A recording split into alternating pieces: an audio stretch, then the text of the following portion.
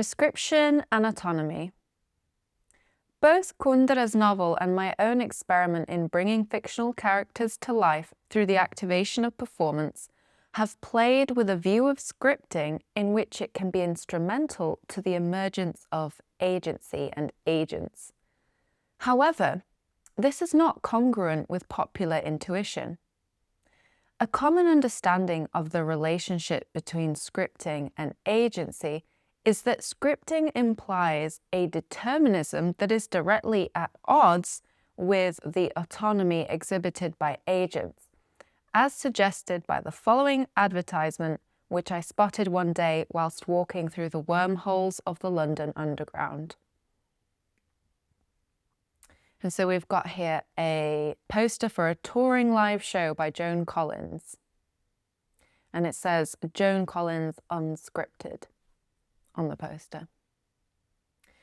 The advertisement invites fans to join a conversation with actor Joan Collins as her more authentic self, divorced from her scripted character in Dynasty, and ask her anything within reason. And this within reason comes from the trailer video for the event.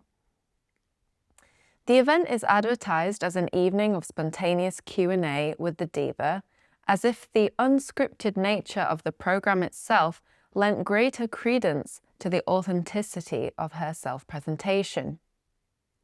A significant value must be attached to this, since it forms a principal selling point in the advertisement. But is scripting necessarily at odds with agency? As I have argued previously, the role played by genetic scripts in the playing out of biological creatures, or the way in which computational code promises to form the textual substratum of prospective artificial minds, seems to provide evidence to the contrary. In Freedom Evolves, philosopher Daniel Dennett puts forward a compatibilist argument, not only in favour of scripting and agency, but more generally in favour of the compatibility between determinism and freedom. According to Dennett, agents exhibiting what is sometimes referred to as free will can exist in a deterministic world, a world in which each next configuration of all the atoms in the universe were in theory predictable based on the last configuration, a world in which physics obeyed strict laws of cause and effect. Dennett suggests that the intuition that determinism and freedom are diametrically opposed stems from the fact that the term determinism is often conflated with inevitability. This leads to the understanding that a deterministic universe is a world which an agent has no way of navigating freely. According to Dennett, however, the fact that an event was determined does not mean it was inevitable. Further, the fact that it was determined is actually part of what has made the event meaningful from the perspective of decision-making agents, since an undetermined event is virtually random, without cause. Much of Dennett's subsequent writing then aims to train the reader in acquiring a different intuition about determinism and its role in what we as agents perceive as our freedom. At the same time, he sets out to re-examine what we mean in the first place by freedom, in the sense of a free will. Such freedom is not, after all, achieved merely by the removal of option-restricting rules, and neither would such a world likely be desirable, as it would be senseless. If free will is the ability to choose, what would it mean to choose in a world ungoverned by the historical precedents that give sense to choice? Dennett's thesis is that choice is an emergent phenomenon, a phenomenon dependent upon, but also eerily independent of, the laws of physics. Like the field and wave metaphor, freedom, free will, and agential dynamics take place at an emergent layer of organization made possible by the deterministic substratum, but transcendent in relation to it. Freedom can evolve out of determinism. Evolutionary theory provides us with a mechanism that can account for the emergence of freedom from deterministic origins. Freedom, the autonomous willing, wishing, and doing particular to living creatures, and possibly variable in kind and degree across different species, need not be conceived of as a universally stable property that a being either possesses or does not possess. It can be seen as one of the many innovations of natural evolution, like flying, seeing, mating, and camouflaging. Evolution is a system which, over time, endows the agent with powers to propel itself through the various mediums of space, whether water, air, or mud, to sequester energy for itself and metabolize it to its own ends, to mobilize other objects around it and make of them prostheses, such as nests or tools. Yet evolution itself is a simple and deterministic algorithm. Each step in the evolution of species is determined by the previous step. It is a selection algorithm that hinges on death and reproduction. If an individual survives long enough to reproduce, it will pass on its genetic characteristics to its offspring, which will propagate those characteristics further if they still turn out to be favorable to survival. If an individual does not survive long enough to reproduce, its genetic characteristics will propagate no further, thus eliminating these characteristics from the gene pool. In this way, evolutionary algorithms select in favor of genetic characteristics which happen to be favorable to a species' survival within a particular environment, and deselects characteristics which do not. But out of this deterministic algorithm, all kinds of things, including perhaps agency, begin to emerge. Cellular automata can help us intuit the emergence of agency from deterministic origins. They are simple, rule-based universes, often comprised of square cells in a two-dimensional grid. At any given time, each cell in the grid can either be left empty, off, or filled, on. We can then write some simple rules that will govern our grid universe. For instance, one of the rules could be, if a cell is filled and surrounded by empty cells, fill the cell to the left of that cell. Or, if 3 consecutive cells are filled, make the middle cell empty. So you can write rules like this for your cellular automata. Once we have written our rules, we can set the initial state of our grid universe, which is to say we can set which cells we would like to be filled and which empty at the start of the life of our grid universe. We can then run our grid universe. It will apply our rules to every cell in the grid, and then it will have reached its second state. Then the rules will be applied again, so that the grid shifts into its third state. These states can be seen as units of time in cellular automata. As time ticks on in the grid universe, we can observe how our rules affect the dynamics of on and off cells within it. These dynamics, from the very start, all the way to infinite time in the world of the cellular automaton, will be entirely determined by the rules and which initial state we set at the very start. A cellular automaton is a simple deterministic universe that we can create either by laboriously drawing each state of the grid on a piece of paper, as was once done by earlier mathematicians, or, as is now the norm, as a graphic visualization on a computer screen, programmed in computer code and calculated by the computer. In testing the relations between the laws of a world and its resulting complexity, this branch of mathematics and computer science explores precisely the dynamics between code and expression. Sometimes a given rule and initial state will run a very boring universe in which nothing happens. Nothing changes from state to state. Sometimes, however, a given rule and initial state, even very simple ones, can give rise to stunning effects that are captivating to watch unfold in the cellular automaton. The particular example given by Dennett is John Conway's game of life, a cellular automaton that is capable of giving rise to categorically different phenomena at higher levels of organization.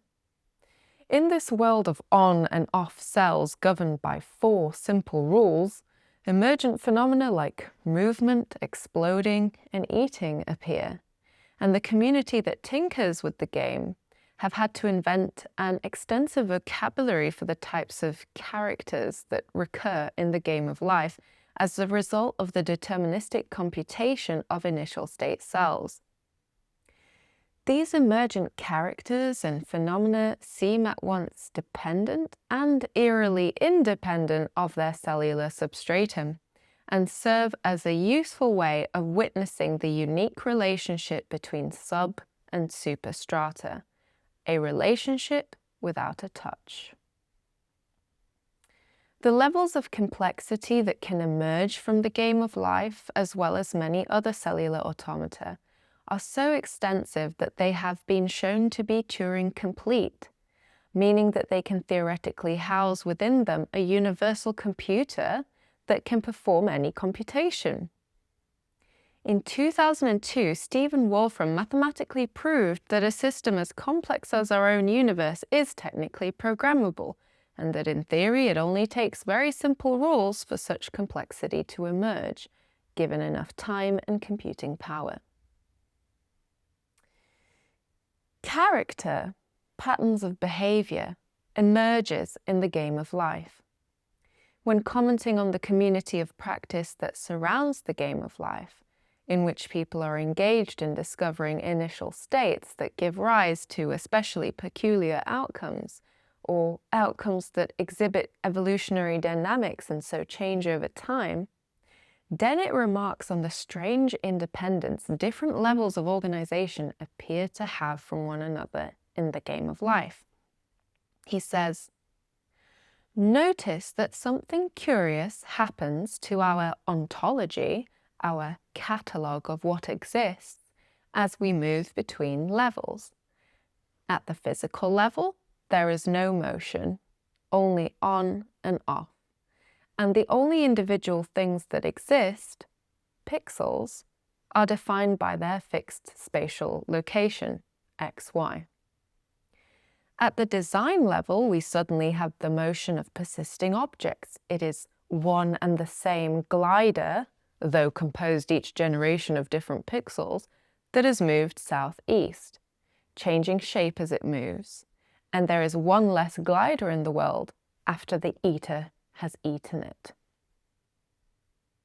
So these terms, once again, glider and eater, these are terms that have come out of the game of life. They are emergent effects that kind of persist in form when you run the game of life, that you have to give it a name. They become characters, and because we see them returning again and again, we have to give these phenomena names, and it's almost as soon as we give it a name, it seems to become something, an emergent phenomenon, a thing, a character that is hovering above the pixels of which it is made. And looking at gliders and looking at eaters when we watch the game of life, it's very easy to forget the pixels of which they are made as we focus on what Dennett here is calling the design level of the game of life, the emergent level. These experiments, or rather intuition pumps, as Dennett calls them, tools we can use to exercise our intuitions about a particular phenomenon, offer a way of thinking about the compatibility between scripting and agency, where agency emerges at higher levels of organization within a deterministic system. It is also useful to think about it from the other direction. Would an indeterministic universe necessarily be more compatible with freedom? No, is the answer Dennett gives. After all, what reassurance could a pinch or jolt of randomness, indeterminacy, add to our search to reassure ourselves of our free will? Dennett writes, "It is worth noting, finally, that just as evitability is compatible with determinism, inevitability is compatible with indeterminism. In fact, if you are faced with the prospect of running across an open field in which lightning bolts are going to be a problem, you are much better off if their timing and location are determined by something, since they may be predictable by you and hence avoidable. Determinism is the friend, not the foe, of those who dislike inevitability."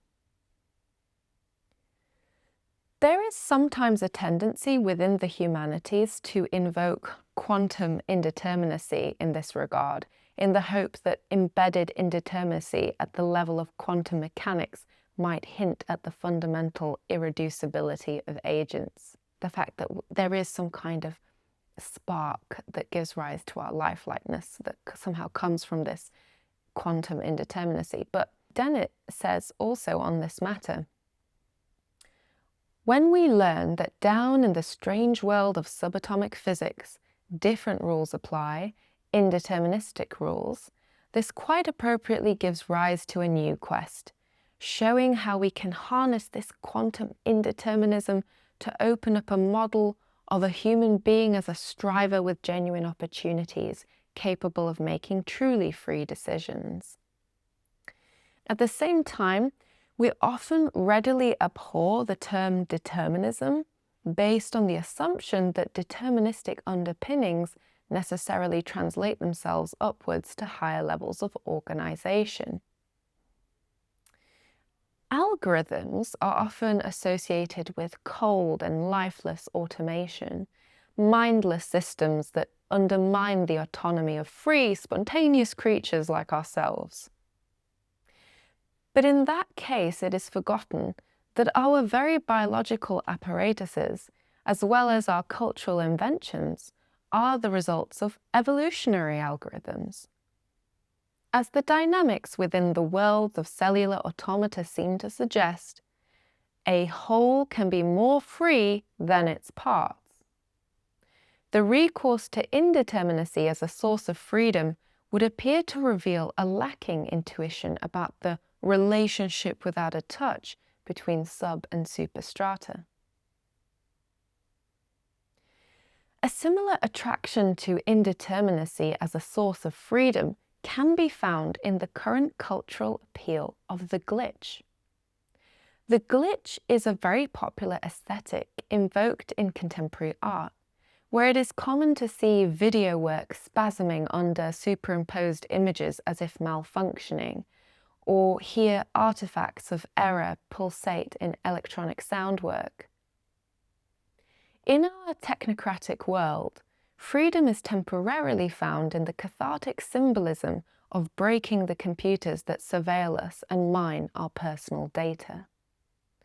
The glitch is supposed to save us, by way of a loophole of randomness, from the inevitability of deterministic systems as governed by algorithms. The intuitive connection between the glitch, or indeterminacy, and agency is strong. During my research, colleagues have often brought up the notion of the glitch in conversations about scripting for agency, intuiting that in order to script and therefore predetermine an agent, which should act freely and therefore indeterminately, one would need to build into one's script a faulty mechanism, a source of error, a jolt of randomness, a glitch. The recourse to the glitch pivots once again to the understanding that agency must stem from, if not determination, a spontaneous accident. But this dependency on accident does not get us further in ascertaining the role of automation in autonomy. Rather, effective experiments in scripting for agency must faithfully follow the script and assume that no glitches are necessary.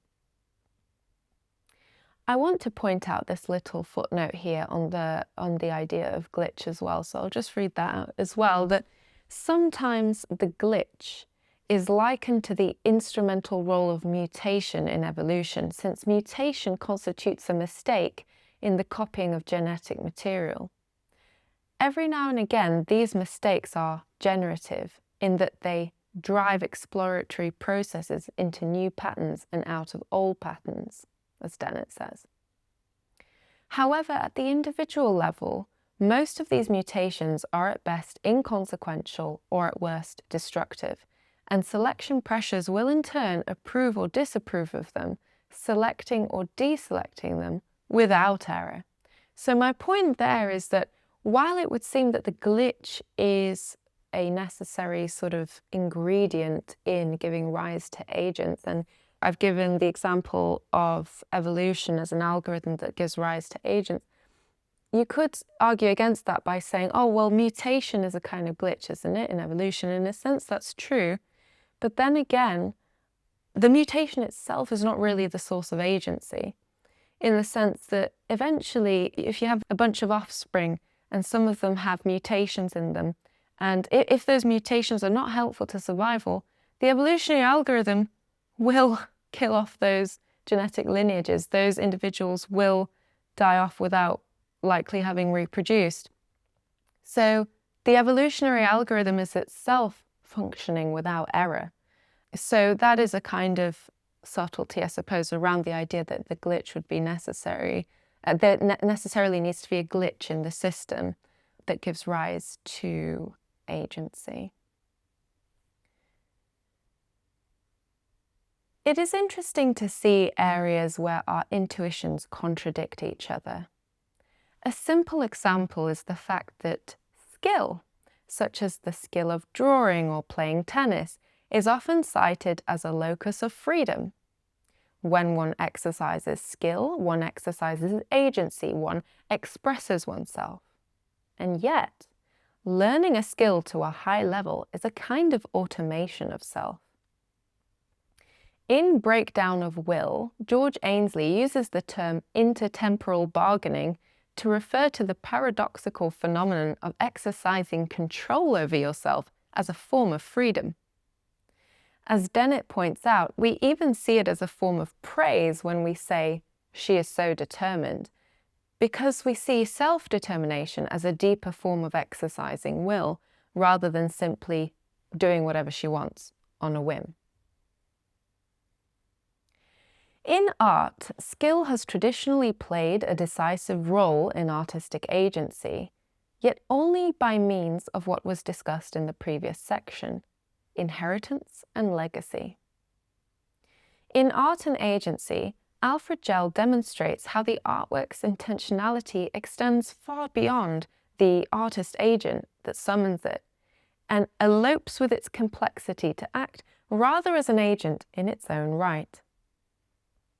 Like any agent, then, the artwork has magical potential, some reckless agenda inscribed beyond the stuff and history of its making.